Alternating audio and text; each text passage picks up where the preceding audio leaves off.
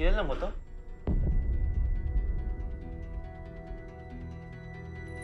Sige. Sige, salamat. Hey, Lara. Okay ka lang? Sa tingin mo may nanonood niyan? Maloy. Pero yung mga iba yata dyan, props lang eh. Sa tingin mo may nakakita sa lahat ng ginagawa natin? Teka lang. Tungkol ba dyan sa CCTV yung tanong mo o sa iba na?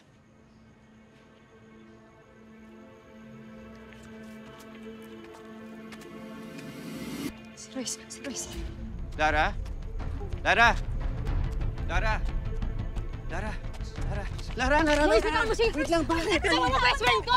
Wala naman akong ginagawang masama. Lara, sige na, please. Lara. Uy! Sinabi ko tumigil ka Wala. na eh. Please, Royce, umalis ka na! Kung hindi ka talaga umalis dito, sisigaw ako na hinaharas mo kami. Isisigaw ko pa! Oo na! Doon! Ganun babalik!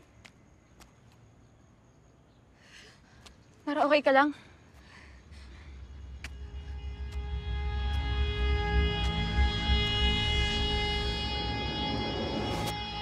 Lara, bakit hindi mo sa akin sinasabi na kinukulit ka pa rin ng ex mo?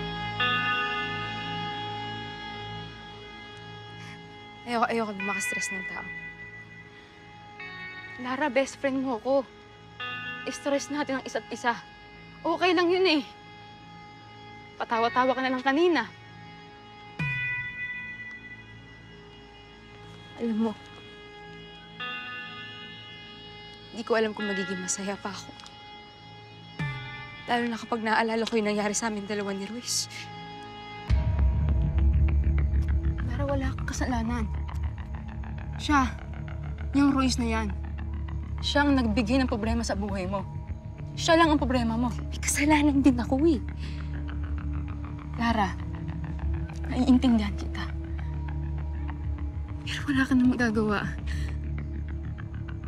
Mabuti pa, umuwi ka na. Ako na magsasabi kay Ma'am para makapagpalit ka ng damit. Sige na.